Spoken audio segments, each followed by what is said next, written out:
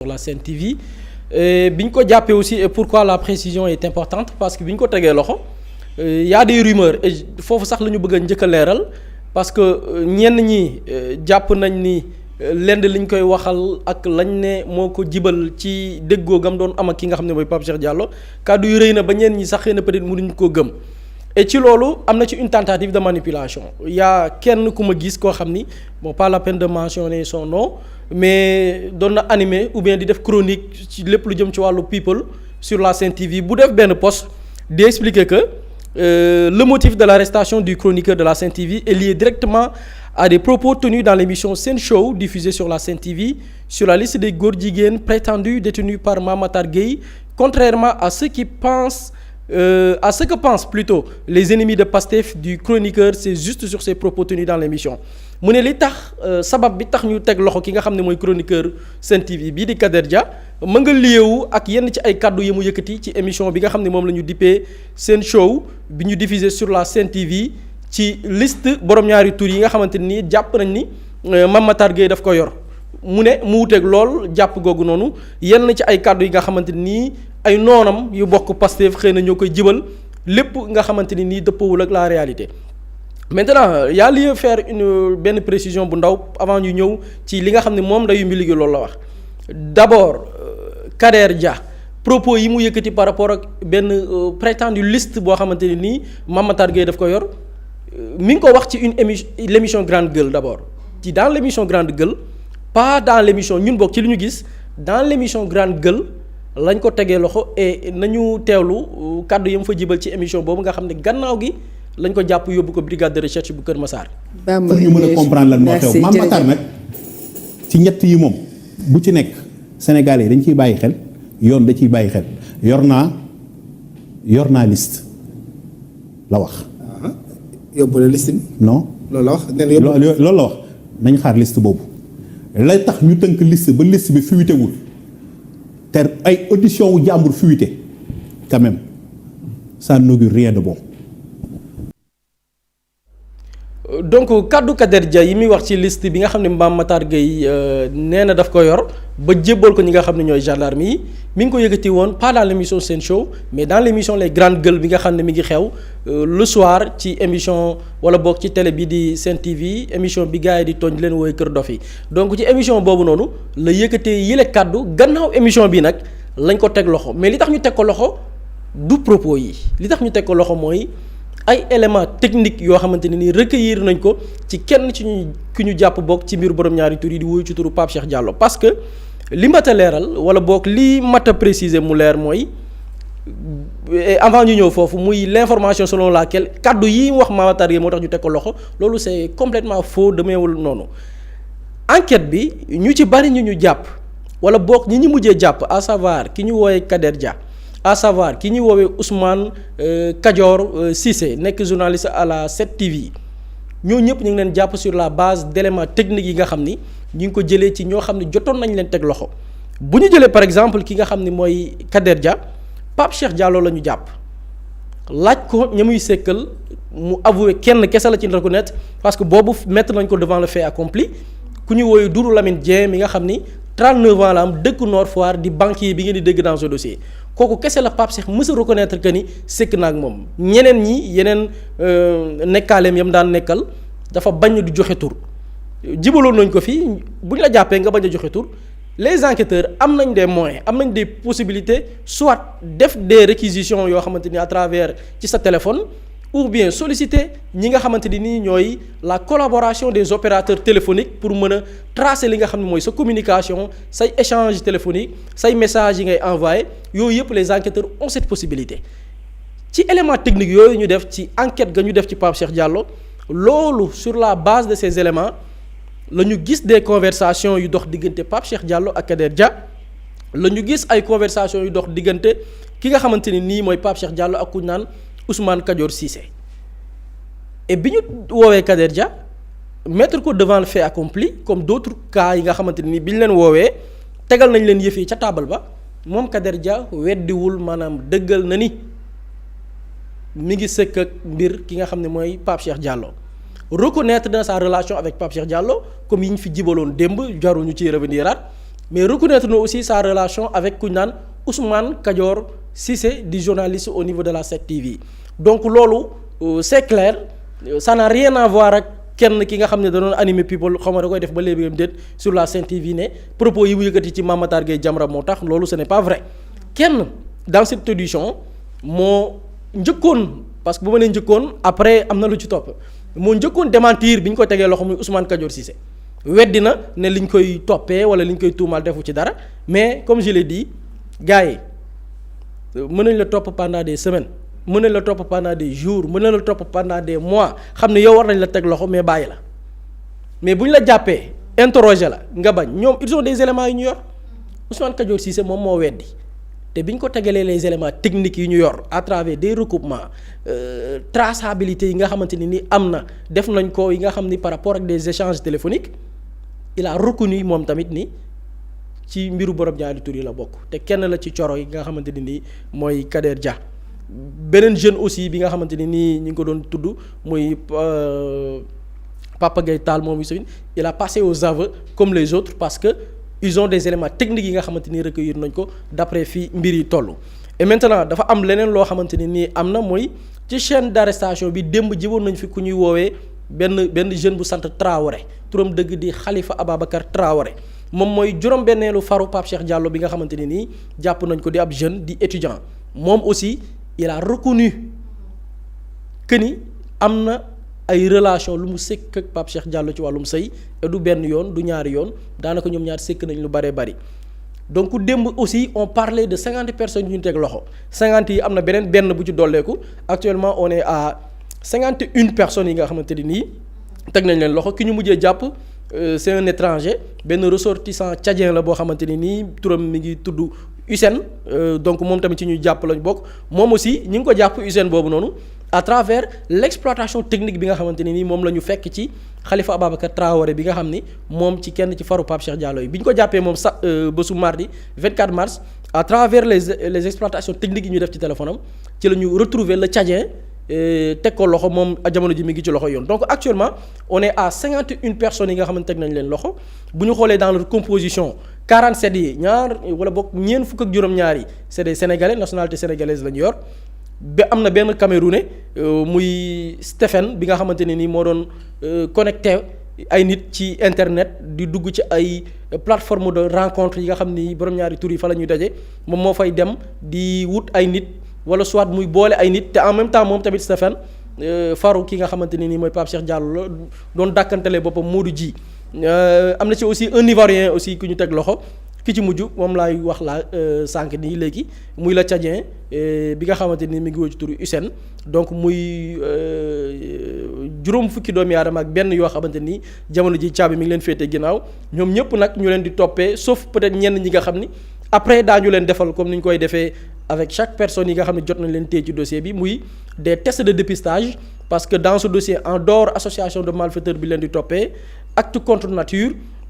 il y a transmission volontaire du VIH/SIDA parce que gis nañ ni ñu bari xam nañ ni dañu amee jàngoro ji mais ci seenu coobare dañuy sëkk ak ñeneen te duñu aar seen bopp loolu tamit ñu leen ciy toppee ñenn ñi mise en danger de la vie d'autrui blanchiment de capitaux waaye aussi trafic de drogue donc ci avancement dossier bi daal loolu lañ ci mën a jàppagum pour l'instant. jërëjëf bu dee am na solo Pape Samba li nga xamante ni mooy dossier borom ñaari tur yi comme ni ñu koy waxee à chaque fois fii rek suite et pas fin. effectivement il est important sax taxaw bi ñu ciy gën a taxaw man surtout le cas de Pape Cheikh Diallo parce que ba ñuy doog a commencer les arrestations dañ ci am lu ci waxoon te loolu ma fàttaliku woon mooy buri ba mu naan en fait tayef la c'est-à-dire que c'est une personne boo xamante ni elle a manipulé tout un peuple. Pour nit ñi dellu si waat ci mbir mi parce que arrestation la tax may def le lien entre Pape Cheikh Diallo Kader Dia parce que bu Kader Dia bi ça a choqué tout le monde gars yi ne non Kader Dia moom xalaatuñ ko woon ci affaire góor jigéen ñun ñu doon nekk ci plateau bi ne non góor jigéen aajoowul ci melokaan aajoowul ci physique ce sont des pratiques yoo xamante ni ku nekk maanaam mën nañ la ci tudd te boo xoolee le cas de Kader Dia on te dit que moom coro xaw ma moom moo doon sàkku Pape Cheikh Diallo Pape Cheikh Diallo on te liste plus de 6 ou 7 personnes yoo xamante ni tëdd nañu ak moom pourquoi man je m'attarde sur le cas de Pape Cheikh Diallo parce que Pape Cheikh Diallo c'est un élément central du réseau li tax ma ciy taxawaat mooy dañ ne Pape Cheikh Diallo dafa bañoon wax mais après l'exploitation des téléphones ci la ñuy gis yenn rattachement yi mooy la manipulation bu nit kooku noonu ñuy bañ a tudd doon jéem a def on parle d'une arrestation toi tu dis que waaw lii moo tax ñu jàpp ko mais du li nga du nit ñi yaakaar les trucs de Pastef moo tax ñu jàpp ko la loi il faut que ñu promulguer ko c'est-à-dire que cette loi il faut que cette loi soit promulguée parce que parfois nit ñi mën nañ dugg ci porox ndool yooyu di def yenn manipulation yi et quel est l'intérêt pour cette personne de faire croire aux gens que Kader lii moo tax ñu jàpp ko te jàppee wuñ ko loolu. pourquoi arrestation Kader bi tamit wax loo ko comme si ku jëfaru la. absolument maanaam lu tax ngay tudd arrestation Kader Dia ci loolu parce qu'il y a eu énormément d'arrestations ci affaire góor jigéen yi pourquoi l'arrestation de Kader Dia te fait parler et lan yow ban information nga am. ba naan lii moo tax ñu jàpp ko jàppee wuñ ko lële fan nga jëlee sa source loolu nit ñi dañ cee war a gëstu. nit ñi dañ cee war a poser ay questions et pourquoi je reviens toujours à Pape Cheikh Diallo mooy démb li ñu doon waxtaanee sur ce plateau te maa ngi sax le doyen Moustapha Diop di ko wax ne mbir mi waruñ ko soofantal di ko reetaanloo parce que il y avait une envie par le biais de certaines personnes de détruire une jeunesse maanaam de détruire toute une population. Le cas de Pape Cheikh Diallo c'est-à-dire que c'est une personne boo xamante ni très bien implémentée ci milieu média Sénégal il avait benn statut boo xamante ne statut bu am doole la ci média Sénégal animé beaucoup d'émissions yoo xamante ne ce sont des émissions phares dont une émission quartier général boo xamante ni dañ fa doon waxtaanu diine ci biir weeru koor nit ñi nañ dem jéem a xool pourquoi le choix de Pape Cheikh Diallo ci genre émission yooyu ak l'agenda homosexuel bu fekkee ne dañuy bëgg gën a am doole ci benn réew comment il s'attaque pour la banalisation de l'acte. même pas que quartier général il y a l'émission Midi Plus bi nga xamante ne. aussi absolument il y a un oustaz qui s'assoit près de lui. waxtaan exactement te oustaz boobu noonu mu doon toog di waxtaanal da nga doon xool sax ci sujet diine yi. Pape Cheikh Diallo da ko doon soofantal. ba limite. à la base c'était une émission religieuse boo xamante ne da nga ciy wut ay jàngat mais à la fin c'était une émission boo xamante ne nit ñi dañ koy yàqamte parce que ñu ngi naan waa lan la ñuy xool pour reetaan lan la Pape Cheikh Diallo di def en termes de comédie pour que ñu mën ko dagg dugal ko ci réseaux sociaux yi c'est parce que il y a une volonté de désacraliser certaines choses dans notre société et li ci gën a doy waar mooy li tax ma naan nit kooku dafa manipuler toute une population cette personne elle a dit qu'elle était dépressive dafa feebar à chaque fois day dem États-Unis di faju ji parce que gémmiñ ngi xawma dafa def nii yaram bi di xëpp après on découvre que cette personne dafa amoon sida nekk dans une chaîne de transmission volontaire du VIH ba mu paree ci loolu ñëw au Sénégal def une tournée médiatique wër ci plateau télé yu bari di wax ni day wax ci santé mentale il a un programme pour la santé mentale pour ñi nga xamante ni dañuy dund dépression pour ñi nga xamante ni dañoo am yenn poids bi leen société bi di teg ci côté mentalité quel était l'agenda derrière ça pourquoi ñu tànn la santé mentale pourquoi ñu tànn la dépression lu tax may def le lien parce que les organismes yi nga xamante ni dañuy dooleel góor jigéen ñi wala naan dañuy xeex les droits humains chaque fois lan la ñuy wax dañu naan ñii dañ leen di persécuter ci biir réew mi seen dundin foofu du dundin bu leer dañ leen di topp di leen di teg ay troubles psychologiques Pape Cheikh Diallo il dit que son combat c'est par rapport à la santé mentale par rapport à la dépression la santé mentale par rapport à quoi buñ ko bàyyi woon mu continuer te tëjuñ ko wala arrêté wuñ ce réseau là après discours bi fan la doon egg ci oui est-ce que discours bi du egg ji ba ñu ne les couches vulnérables nañ leen war a gën a mën a xoolee am na nit yoo xamante ne waruñ leen juger et booy xool ñoom ñëpp seeni discours ñoom ñëpp dañ doon wax nit ki vraiment lu mu tànn la personne majeure c'est son choix de vie c'était le discours pour banaliser la chose et ce discours là da nga koy gis ci réseau yi buri mu ngi koy wax démb des Sénégalaises de bon teint des Sénégalais de bon teint dañuy toog naan waa on ne doit pas débattre de l'orientation sexuelle d'une personne am na ci pas tappalekat bu nekk ci benn média fii Sénégal waxoon na ko fi ne Sénégal dafa yàqu parce que l'orientation sexuelle d'une personne lan moo tax ñu ciy débat loolu c'est son choix personnel l'orientation sexuelle d'une personne waruñ ci débat alors qu'il y a un corpus juridique boo xamante ni dafay aaye loolu au-delà du corpus juridique on parle de nos valeurs sociétales donc loolu noonu yëpp dalay wan ne il y avait toute une chaîne boo xamante ni gars yi bëgg nañ gën a dëgëral mbir mi et c'est pas fortuit gis naa tamit ñu naan waaw buñ ci bu ñu accabler les médias li tax ñuy accabler les médias c'est parce que média dafa am un rôle central bu muy jouer par rapport à la définition de l'opinion publique par rapport ak nu ñuy tàggatee suñuy mentalité en tant que société loolu média daf ci am rôle bu am solo ci nan contenu yi nga xamante ne dañ koy joxe les programmes yi nga xamante ne mu ngi nekk ci médias yi parce que programme yooyu noonu moom mooy définir nit ñi nan la ñuy xalaatee nit ñi nan la ñuy amee mais c'est pas pour rien que les dernières années là boo jëlee les 10 dernières années nga xool au Sénégal qu'est-ce qui marche mieux affaire divertissement bi affaire showbiz par rapport ak série yi dañoo gën a am doole ces 10 dernières années le milieu du showbiz gën a am doole lan moo tax mu gën a am doole c'est parce que médias yi ñoo ko doon relayer te les médias dañoo dem sax ba léegi en termes de programme et de contenu dañ koy orienter exclusivement wala essentiellement ci mbirum showbiz wala mbirum divertissement parce que dañu ne sénégalais yi loolu la ñu bëgg mais sénégalais yi balaa ñoo bëgg loolu c'est parce que dañ leen ko consommer loo ñu tegal leen ko ba ñu ne lii ñun ci lii la ñu concentré wu léegi ñu ci gën a investir ci gën a dox doole looloo tax ñuy accabler les médias mais les personnes yi ñu ciy tudd ñun chaque jour ma wax ko fi les personnes importent peu ñun nit ñi ñu ciy tudd suñu yoon nekkul ci ñoom mais ban impact la ñu am ci société bi et looloo tax démb ñu koy wax fii par rapport aux médias il faut engager la responsabilité des médias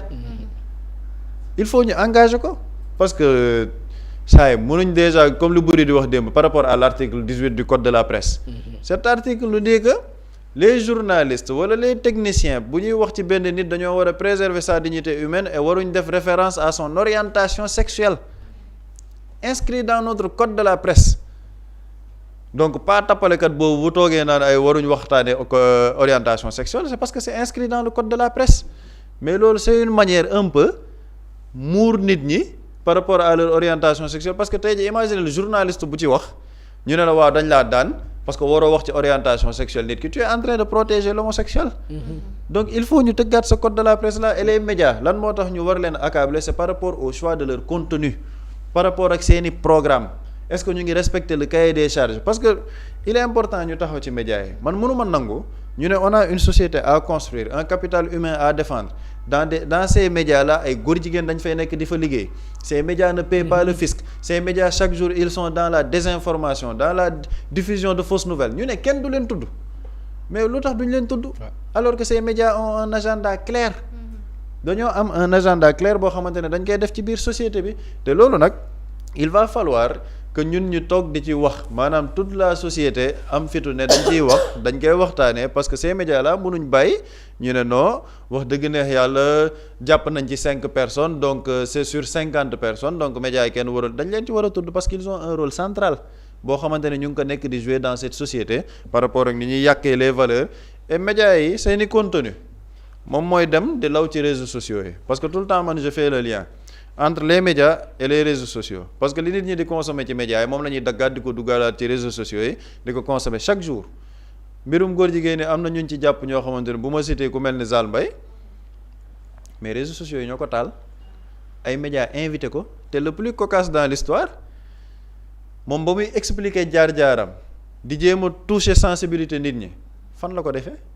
Pape Cheikh Diallo moo ko invité ci podcast bi mu doon def ba muy expliquer moom jaar-jaaram naan waaw dafa sonn lii dafa sonn laa quel était l'objectif derrière c'est pour que nit ñi am cofeel ci nit ki nit ñi yërëm kooku noonu nga xamante ne mu ngi génn di wax tout en banalisant la chose moo tax ma ne ñun bu ñuy wax ci médias yi wala bu ñuy wax ci nit ñooñu les personnes dañ koy tegee ne la ñun actes yi la ñuy jël en place ñu teg et li tax ma naan l'urgence de la promulgation de cette loi pour ñëwaat ci la loi elle a été votée bu ma juumul le 17 mars bu fekkee ne cette loi elle a été votée le 17 mars mais actuellement la loi devrait être promulguée parce que c'est une urgence par rapport à notre contexte xam nga nit ñi il faut ñu bu baax ñu leen koy fàttali ñii ñuy jàpp nii ñëpp muy ñoom Kader Dia ñeneen ñi ñu ciy jàpp ñëpp article 319 code de procédure pénale biy wax ci acte contre nature moom moo leen di daan ce n'est pas la nouvelle loi bi ñu voté à l'Assemblée nationale parce que loi bi tant que président de la République promulgué wu ko ñu publier ko au journal officiel la loi ne rentre pas en vigueur donc actuellement ñi ñuy jàpp nii ñëpp article 319 biy wax ci acte contre nature acte impudique ak daan yi fa nekkoon loolu moom moo fa nekk ba léegi daan yu bees yi durcissement des peines yi nga xamante dañ ne minimum 5 ans le juge il est lié actuellement les juges ne sont pas liés ci sujet yi nii yëpp moom moo tax tey jii nga bu mu bett kenn ñu jàpp benn nit ñu ne waaw il présente des gages ak yooyu noonu ñu ne dóor nañ ko sursis parce que l'article 319 prévoit ces prédispositions là mais article bu bees bi nga xamante ni mooy 319 muy loi bi ñu voté à l'Assemblée nationale c'est une urgence nationale pour que le président de la République promulgue ko parce que mënuñ nekk nag dans ce contexte à chaque fois ñu gis impact bi muy am des personnes des médias yu ñu ci tudd te man gëm naa ne yu bëri dina ñëwaat parce que maa ngi gis ci article libération bi ñu ne il y a une nouvelle vague d'arrestation boo xamante ni day gën a ñëw ay nit yoo xamante ni tamit ci cercle média bi la parce que c'est tout un cercle de chroniqueurs d'animateurs de journalistes yoo xamante ni ñu ngi ci mais il faut promulguer la loi parce que ñooñu ñëpp bu fekkee ne dañ leen di daan il faut ñu daan leen ci loi bi nga xamante ni peuple bi ñoo ko voté par le biais de l'Assemblée nationale pour qu'au moins ñu xam ni là vraiment la loi elle est en vigueur et surtout ak contexte international bi ñu nekk ñu gis toutes les pressions yi nga xamante ni nit ñi ñu ngi koy teg sur l'État du Sénégal ñu promulguer loi bi et je pense que foofu nag dañ ciy xaar le président de la République bi nga xamante ni moom moo am on va dire peut-être la puissance par rapport à ce décret par rapport ak signature bi mu promulguer la loi définitivement comme ça ñu nekk véritablement ci corpus juridique boo xamante ni góor jigéen yi nii nit ñi dinañ xam ne ñu ngi leen di xeex dëggantaan parce que mu ngi gën a law et je pense que dina egg nag à des nouveaux niveaux insoupçonnés. jërëjëf Pape Samba bu di Pape Samba ci ay kàddam wax na li nga xamante ni mooy le fait que ñu dem ba ñu banaliser li nga xamante ni mooy faits yi alors que ce sont des faits yi nga xamante ni moo raw sax li nga xamante ni mooy garaaw ndax épidémie la vu que ñii bu leen arrêté woon kenn xamul fan la ñuy yeggee li nga xamante ni mooy société bi. da nga wax benn mot clé bu am solo muy le terme banalisation terme banalisation bu ñu ko doon tekki ci wolof gu suufe mooy. soofantal maanaam jël mbiru góor jigéen soofantal ko lii c'était un agenda xam nga mais soofantal googu jamono ji am na ñu koy def man de je cite des médias groupe des médias la Sen TV man maa gis benn extrait je pense qu'après dinaa ko jox naa ko envoyé après laa ko gis daa ko jox waa régie ñu diffuser ko ils sont dans la banalisation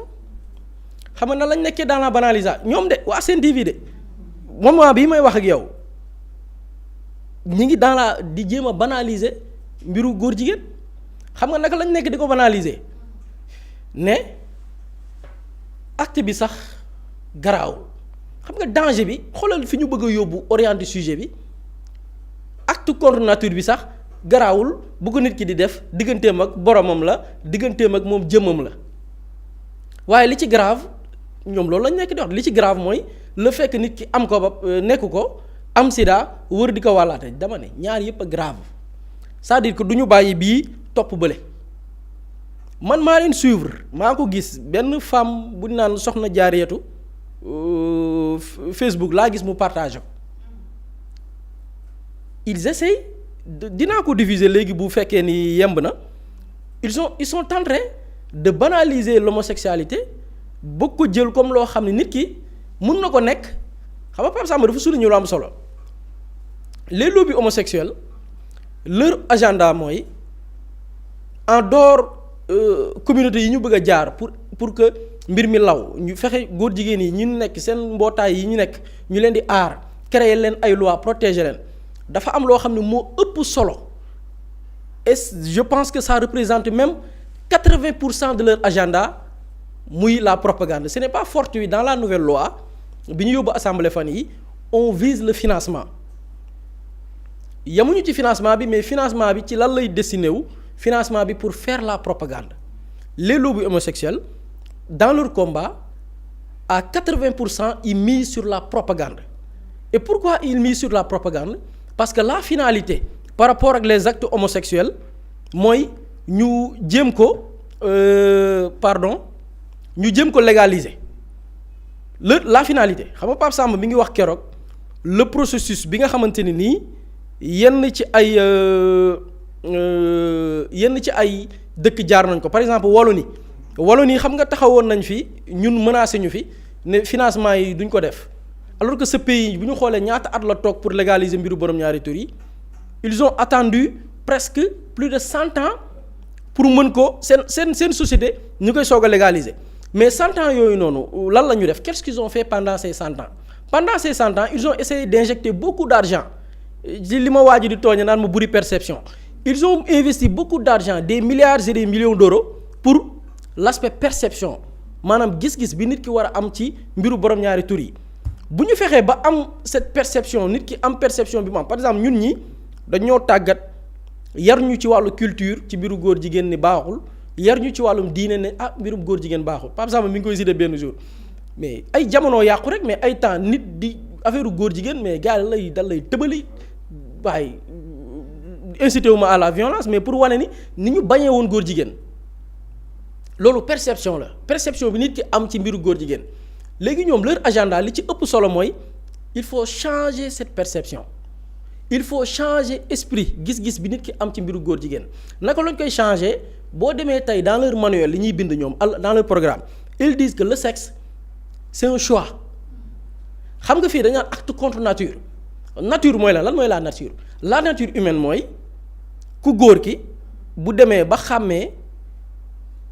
bu bëggee takk pour dugg ci néegu say jigéen lay takk c'est-à-dire que yow le sexe contraire yow mooy sa vis-à-vis ku jigéen ki tamit góor la war a sëyal loolu nature la te loolu même bu dul li ñu ko diina jàngal li ñu ko culture jàngal loolu noonu la yàlla moo ñaaree doomu aadama moo tax mu sàkk góor sàkk jigéen léegi ñoom dans leur agenda les lobbies homosexuels ils vous disent que non loolu yàlla wax loolu nature wax demee wu ni ñu ne kon lu xew ñu ne non le sexe du yàlla moo la koy tànnal le sexe du nature moo la koy tànnal mais le sexe c'est un choix nit ki mooy dem ba nekk majeur et vacciné tànn moom mooy terme bi ñuy wax ci code de la presse bi l'orientation sexuelle nit ki mooy dem ba nekk muskalaf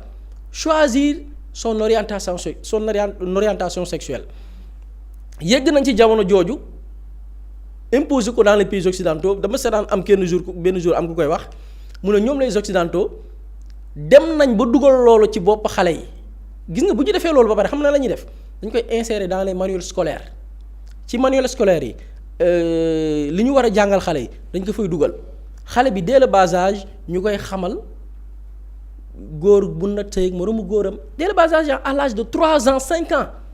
moo tax boo gisee Moodu Moodu yeeg Fatou Fatou ñu ci bari léegi bu ñu amee seen doom bu dëgëree rek dañ koy indi fii Sénégal yóbbu leen ci daara yeeg internat soit yóbbu leen Xelkom yóbbu leen Kokki wala yóbbu leen ci yeneen dëkk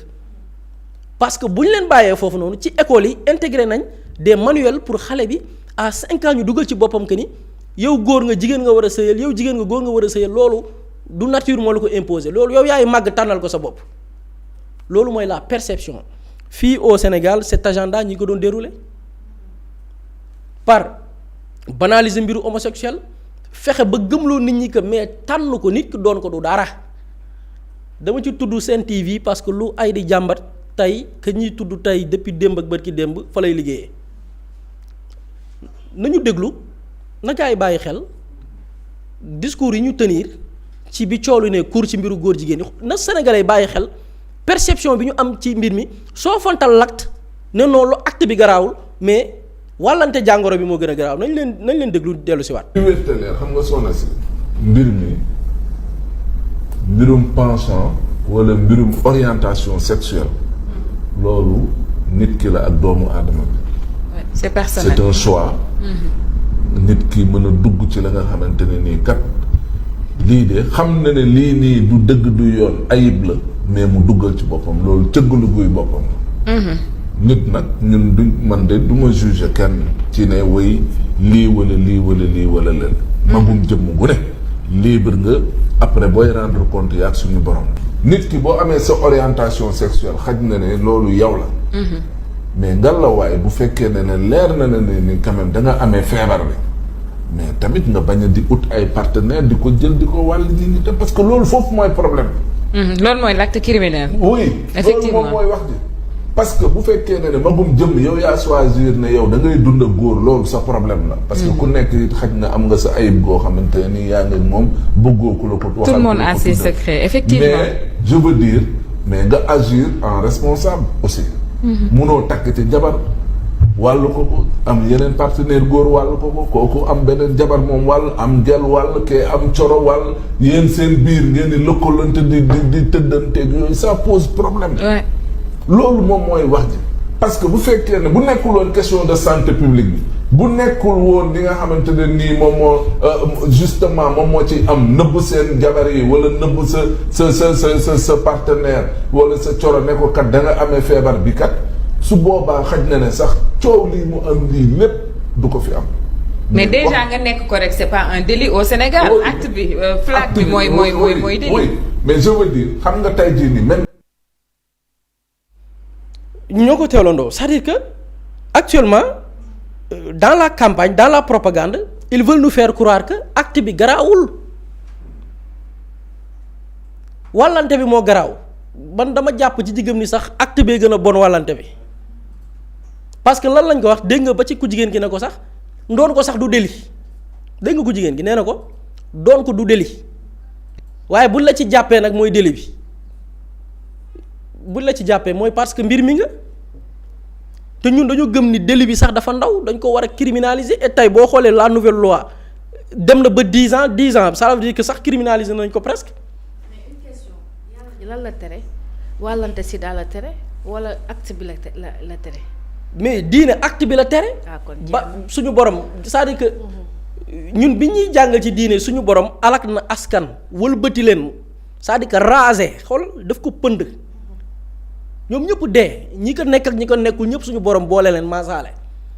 loolu bi muy am transmission volontaire du VIH amul transmission volontaire du VIH bi suñu borom di alak askan boobu VIH sida amagul kenn dégg ko kenn xamu ko lan la leen suñu borom alakee jëf ji maanaam jëf jee gën a bon transmission volontaire l'acte jëf ji acte contre nature bi mbirum góor jigéen bi moo gën a bon léegi nag ñoom xoolal tey narratif bi ñu bëgg a jaay nit ñi. imaginez xale bu ndaw di seetaan lii moo tax chaque jour ma koy wax des gens vont penser que acharnement la mais quel est le rôle du CNRA par rapport ak ça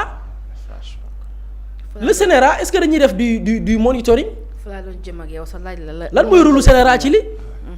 lii man quitté naa suñu kër am na ay tout tànk ya fa nekk ay xale lu ne la ñuy seetaan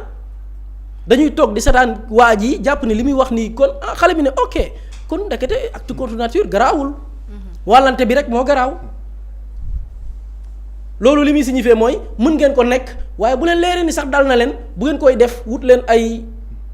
préservatif ngeen sekk ko parce que wàllante bi rek a garaaw kon def leen ko te utiliser ay préservatif pour mën a aar. et quand elle dit ku si nekk am nga sa secret. ku ci nekk am nga sa secret. xam nga mooy banalisation bi may wax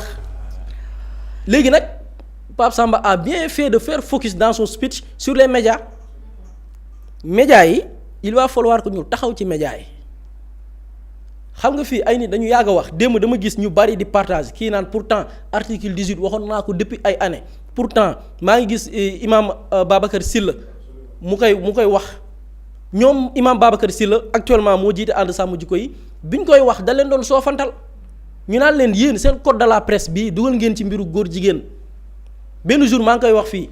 par exemple man li ma toog fii tey di dénigrer wala di dal ci kaw góor jigéen nii pourtant bu ñu appliqué woon yoon kese yoon dafa naan waroo ko wax